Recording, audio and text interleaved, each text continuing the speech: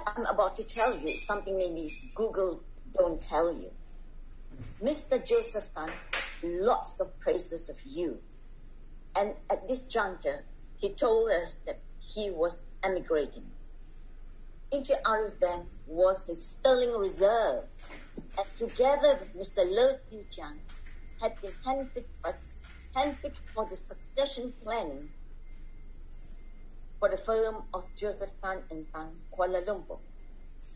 For some good reasons, it was rebranded as Chang and Arif, and that was to remain as the name of the legal practice today. Some over 30 years forward, I hear again the name of Tan Sri Muhammad Arif, and this time around as the Speaker of the House of Representatives, the Parliament of Malaysia. He became the beacon of hope for us as netizens, to have a better tamed parliament, a better constitution, a better Malaysia for the Malaysians. Unfortunately, it was short-lived, and it turned parliament unexpected, which will form the topic of our talk for today. Now, this is one of the series of our Live to Inspire series promulgated by our chairman, Datuk Kamaruddin bin Muhammad Ali.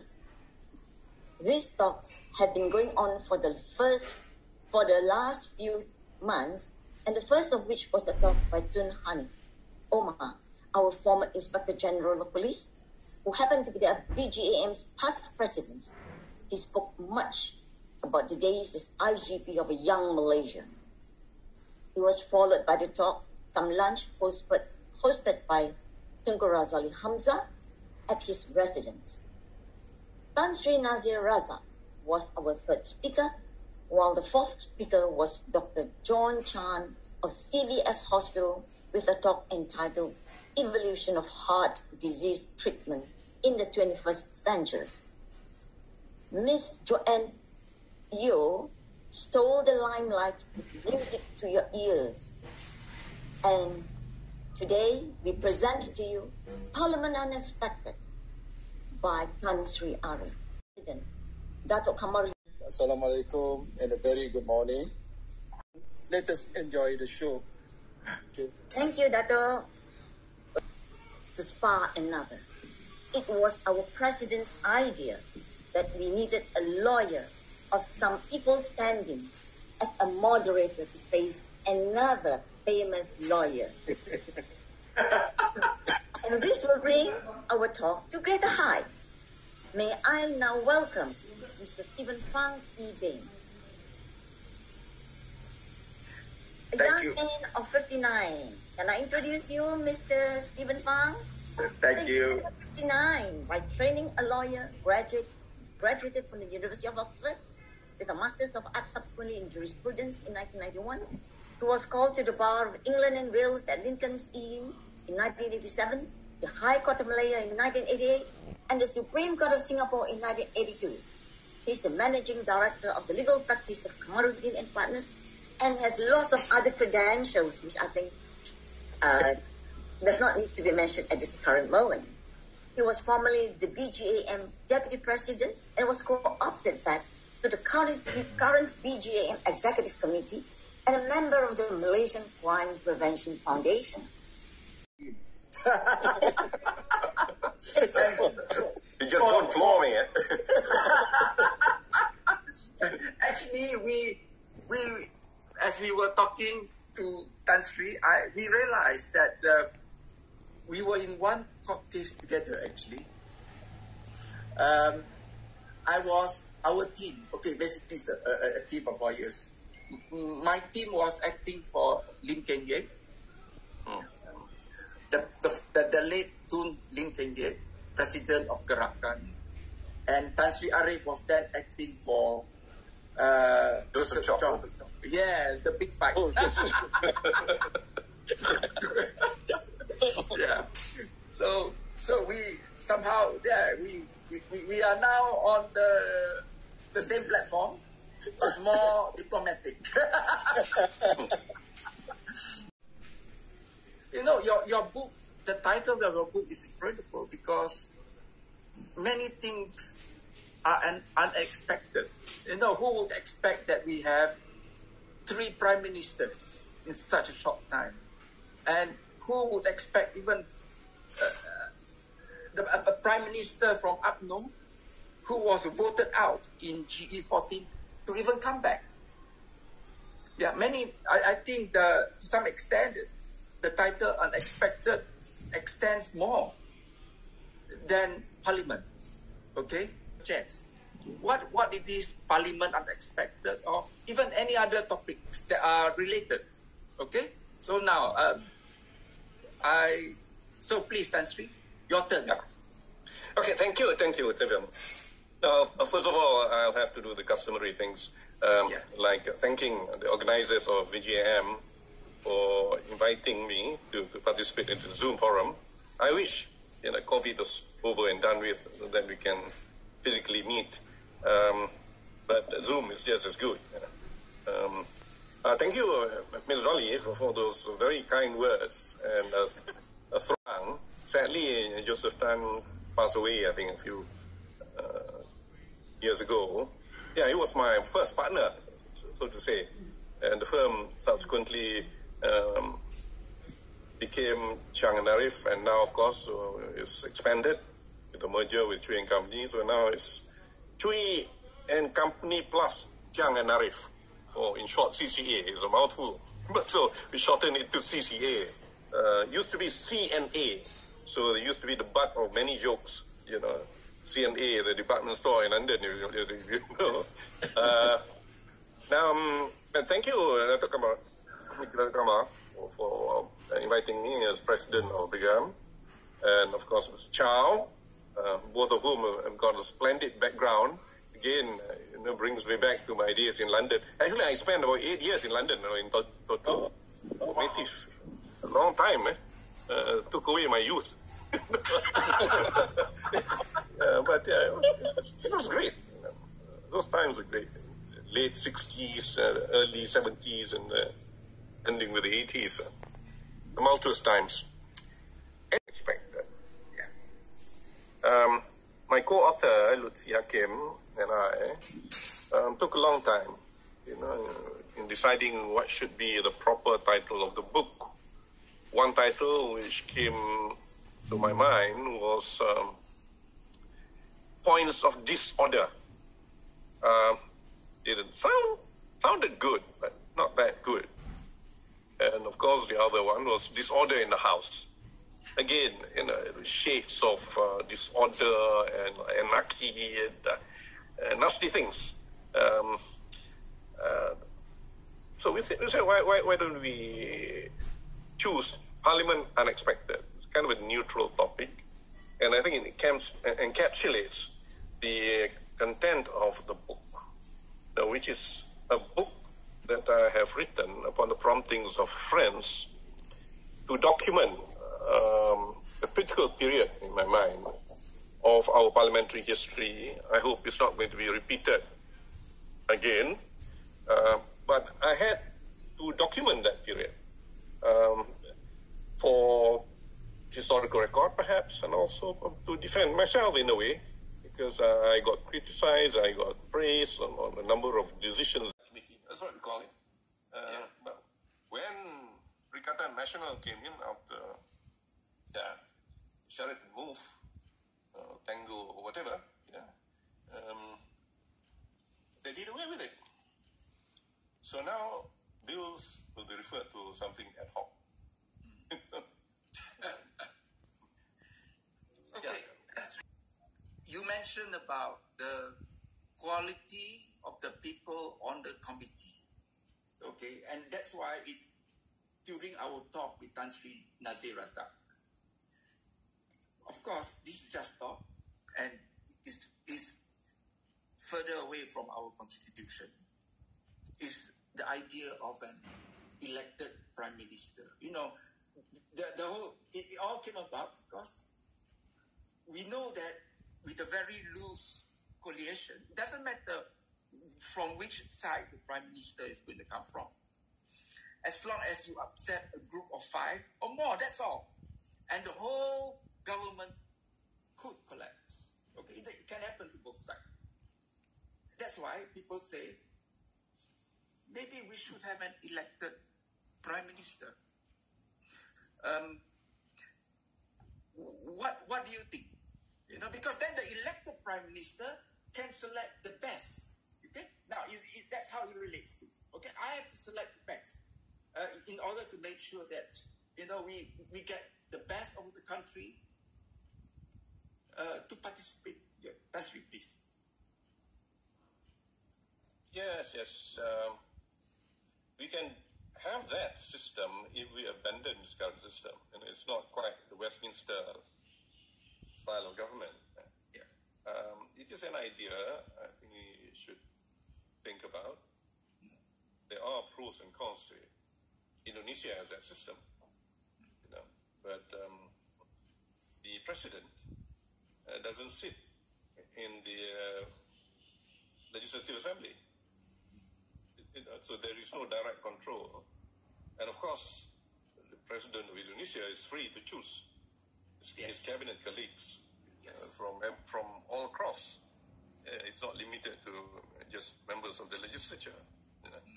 So there are benefits. In fact, some countries in the Commonwealth have opted for it. Kenya, for instance, have modified their Westminster system to something like presidential system, quasi-presidential system. I think Sri Lanka has modified it also, but look at what is happening in Sri Lanka. Disaster.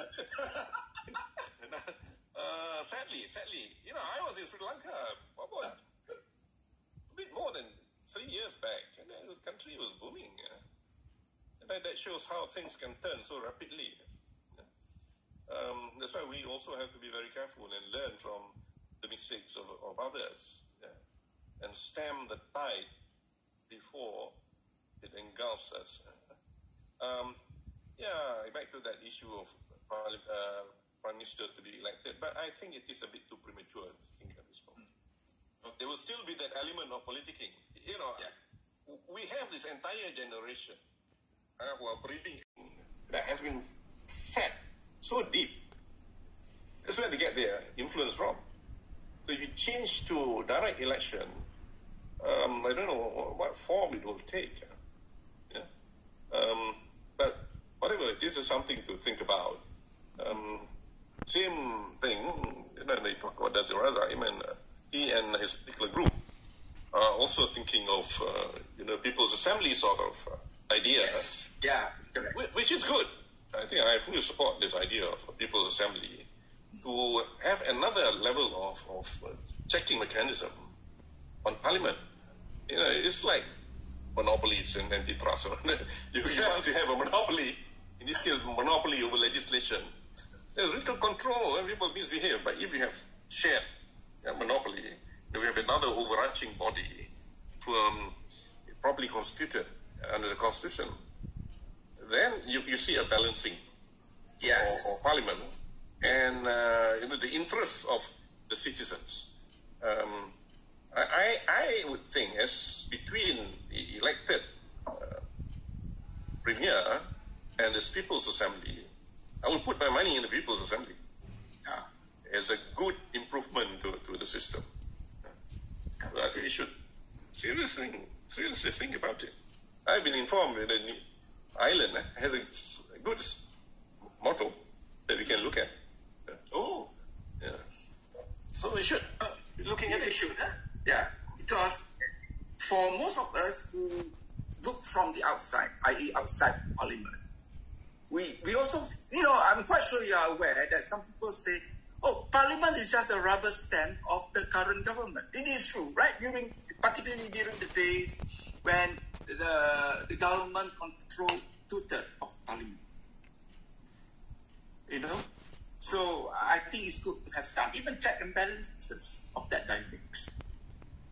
Yeah, you agree with that? Sorry, I miss. Particularly the point that Parliament is just a rubber stamp for the government. Well, it used to be. I mentioned this in a few parts in the book. How it correct tended into this, being a rubber stamp and eventually losing the trust of the rakyat. Yes. It's no longer a beacon of trust or repository of trust. No, particularly for us, Yeah. from the constitutional law point of view, remember the three arms of the government, right? The judiciary, the legislature, and the executive. But from the Malaysian point of view, hey, the executive has already taken over the parliament, and some even say the judiciary as well. This is a weakness of the parliamentary system, the Westminster parliamentary system. Even in UK, it works this way too. Over concentration of power in the executive. But it ebbs and flows. At the moment, because of the politics, of course, the executive is not as powerful as before. Then it becomes a function of politics.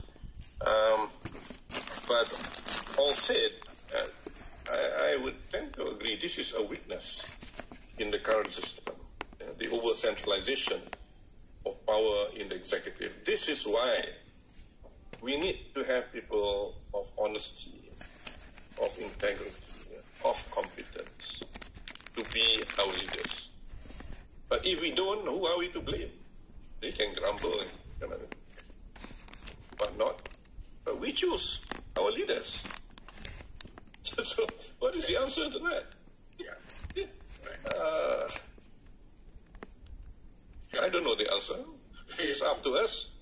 I mean, when people say, we don't like our leaders, so I'm not going to vote this time. Makes no difference. I don't think that's an argument. That's not an argument. We must go out fully and vote for whoever that we think and that can cure the ills of this country. And there you are. Talking about that, curing the ills of our country, people, we always mention about the MACC, the Malaysia Anti-Corruption Commission. I mean, we have talked about it many times. Should it be put under the parliament, or should there be ombudsman for checks and balances? And what's the difference if we put the MACC under parliament, or an independent MACC under our Agong? There is a big difference, because the position of the Agong is well understood. And the Agong is a constitutional monarch. Yeah. The Agong doesn't really nasty level over a matter we should have got unanimous support. But no, Malaysia, we have to get rid of this extreme element. Again, in the closing chapter, I spoke of expanding the middle ground. It's not going to be easy. I say the middle ground is like jelly because of the situation in Malaysia. Even those liberals handle legally, even if it's unfair, let's keep race out of it. Yeah. Let's talk about fairness. Yeah. Let's talk about, us as Malaysians. Yeah. That's a bad thing. The good, the bad, and the ugly. Let's look at the good. Let's look at that. It's expanding the middle ground. See, don't give in to temptation that everything eventually has to be couched in racial terms. Correct. Since you talk about this, you see, I'm from Kelantan, you're from Kedah. So we have some Thai connection somewhere. But in Kelantan, generally speaking, after the third generation, all of us are legally defined, under the Kelantan State Enactment as anak Kelantan after the generation. So I'm going to talk, because at the federal level in KL, we talk in terms of Bumiputra and non-Bumiputra. Will there be a cut-off point where, I know at the beginning we mentioned about our case against between Joseph Chong and Lim Keng Yek. Because Lim Keng Yek mentioned, he said, are you trying to say that even after our 5 generations, 6 generations, 10 generations, some of us are still called as non-Bumiputra? Will there be a cut-off point? Should we talk about it? Should we debate about it? In Kelantan, after third generation, you actually legally define anak Kelantan. Actually, the other side is orang luar. Okay, they are not from Kelantan. So, any comment? Because it relates to insert, it relates to, maybe some of the more deep-seated fear that the Malays have. But you can see it, if at all it happened in Kelantan, the Malay heartland. Well, in Kedah too, the Siamese, Bumiputras. It's funny, one of my friends, primary school friend, pull out a card and say, guess I'm a member of which party. This is a guy I took to be a Chinese. Guess I'm a member of which party. I think you are DAP. He said, no, Gerakan, no. Then what? He said, Bersatu. Why? Because it's actually Siam, Sam. Oh! So it's anyway, in Kedah, Siamese, Bumiputras have same rights as Malays to own land and so on and so forth. Yes. But these are perhaps pointers for the future. But it is something, I think I spoke to you earlier on this, that has to be done in stages. Yeah. There are shortcomings in the system. Because the way I see it, we're not merely looking at the Malays, the Bumiputras, we're also looking at the non-Bumiputras as well, on how to maintain this adjustment. Of course, logically and in terms of fairness, we have to arrive at that destination. But before we do so, we must not really rock the boat too much so that it becomes counterproductive, which is a danger in Malaysia. At any one time, a simple episode can be so manipulated, especially now with social media, that it becomes toxic. That doesn't achieve the purpose. But I agree with you. Very slowly, perhaps as fast as we can. We should not be thinking of ourselves as either Malays, Indians, or Chinese, or East Malaysian. But as Malaysians, I don't know about you, but for me, I don't see the difference. I am a Malaysian. I don't go out purposely to tell people I'm a Malay, for instance. Yeah. So it's beginning. And my children too. They say I'm a Bumiputra. No, you don't project the image of yourself being a Bumiputra. You are a Malaysian, and you are proud to be a Malaysian. Yes. And likewise, I think many of my Chinese friends, particularly the younger ones, adopt this kind of approach to society. Yeah? But they still exist. This is why I have to be careful here. Yeah. They still exist amongst the most senior members of our citizenry who are not quite yet out of this mold. They still think of themselves as Malays, Indians, Chinese. And sadly, sometimes influences in other countries have a bearing on the attitudes they take. Let's face it. Yeah. But looking forward, and I'm very hopeful that the young will not be thinking in terms of Malays, Chinese, Indians, but as Malaysians.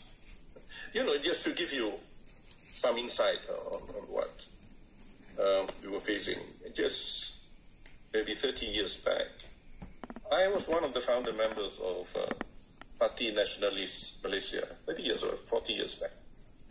We wanted to set up a fully multiracial political organization, based mostly on the moderate element in society and the trade union movement.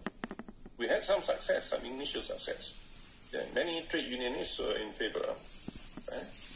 But then again, I think the conditions were not right, because there was still a lot of bickering within the party back with this, question of race, Bumiputra, non-Bumiputra, blah, blah, blah, So it didn't quite succeed. It was an early attempt. Later, when PKR was formed, I was having some second thoughts. Like, can this party succeed? Judging from the experience that we had in Parti Nasionalis Malaysia. But there you go. You have an actual model today, despite its internal problems, which are not racist in nature. It has stood the test of time. It is a fully multiracial organization with a fully multiracial membership. And the leadership reflects this multiracial element as well. So we are progressing bit by bit. So not everything is gloom and doom and wholly racist in Malaysia. There are promising signs, including now MUDA, that's multiracial. Yeah. So I think the mindset probably is evolving into something better. But let's not stoke the fire of communalism again. Everything is still communalism. And, one step forward and two steps backward. If that one is not careful. And at the end of the day, ultimately, it's a question of economics, isn't it? Yeah. With economic development, when everyone has a good share of the pie, I mean, there'll be no grumblings about Bumiputra, non-Bumiputra, whatever. It comes naturally. It will come naturally. Yeah. And we are seeing it even at the bar. The bar used to be seen as a wholly exclusive enclave, of Chinese and Indians or whatever. Very few Malays. Because it's called the bar, it's not alcoholic. That's why it's the bar. Kurang halal. But you look at the composition now, it's different. It's different. You look at the composition of the Bar Council, for instance. Yes. Any Malays are in the membership. So things are changing. But of course, many more things ought to change. Universities, top-level appointments. But let's do it in stages. Yeah. Because you touched on the economics, even earlier on you mentioned sometimes we cannot touch on one without the other, the institutional reform and some of the matters in relation to economy. We see a lot of dynamics going on, and we know that from Kelantan we always complain about the oil royalties. Sabah and Sarawak as well, because to some extent when we look at the hard numbers, we are the oil richest states. And yet, when we look at other reports, Sabah, Sarawak, and Kelantan, we are also the poorest.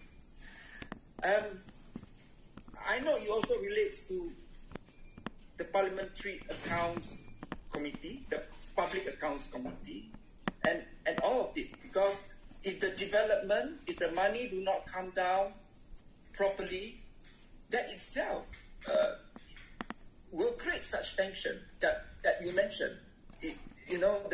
Because it's always related to, Malay are poor.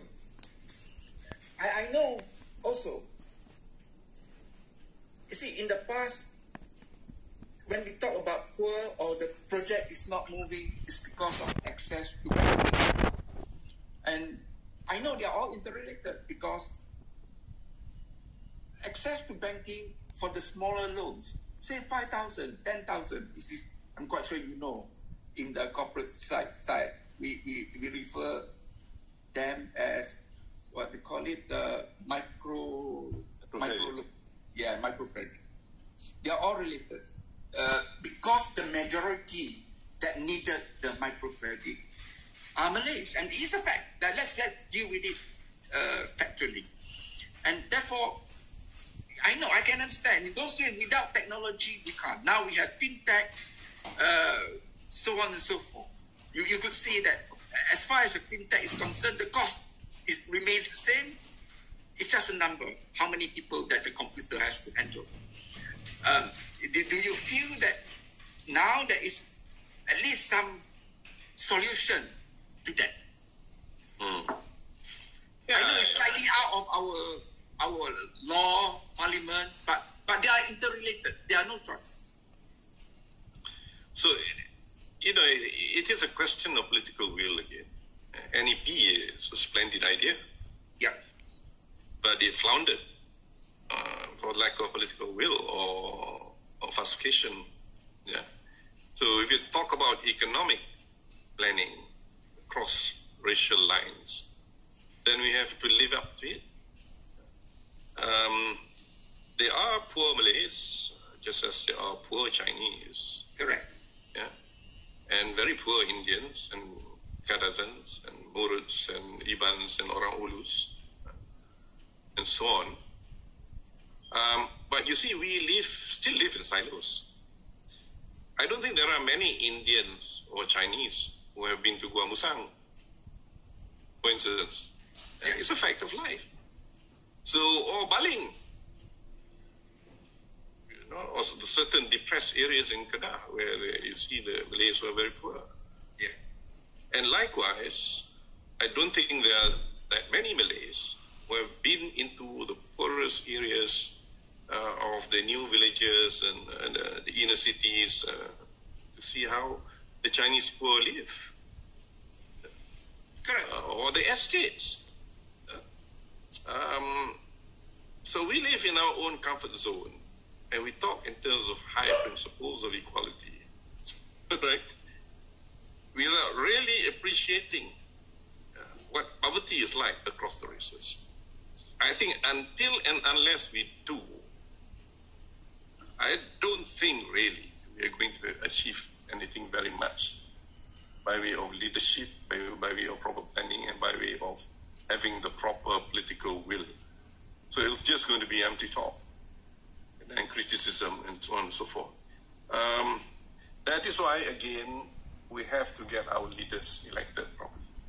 If not the leaders elected properly, we have to get our opposition members who have the welfare of the people at heart elected. Whoever you want, get them in so that they can serve as a check and balance and work through the committee systems. Get it moving. I try to encourage the formation of all-party parliamentary groups, for instance. You can achieve something if you tackle it through an all-party parliamentary group on poverty. Include within this group, the group does not need to consist only of MPs. You get all your experts. You get all those people who speak very grandly about where Malaysia should be moving. Become members of the all-party parliamentary group. Get down on the ground and think of concrete steps to be taken. That's how it should be done. I think this country cannot be left purely to the leaders. Yes, correct. We have to do something. That's why I try to encourage it. And one of the all-party parliamentary group, which was at the forefront, and it is still there, is the all-party parliamentary group on sustainable development. They have a committed group of civil society members, not elites, no, civil society members now who are thinking of actual projects on the ground and working together with the MPs in certain selected constituencies to achieve practical solutions to problems. This is where we should be moving. A government not of grand infrastructure projects, but a government of small things, a government for the small man, irrespective of race. That's how we should be moving. So those who do not want to be part of it, then I suppose what can we do? So you just grumble, you don't do much about it. Okay. Talking about this economy, World Bank actually, when they comment on Malaysia, touch on one point which is agriculture. Actually, they even make the comment that no country can talk about high income or moving further up unless you get your agriculture policy right. But you could see in Malaysia, agriculture is quite tricky.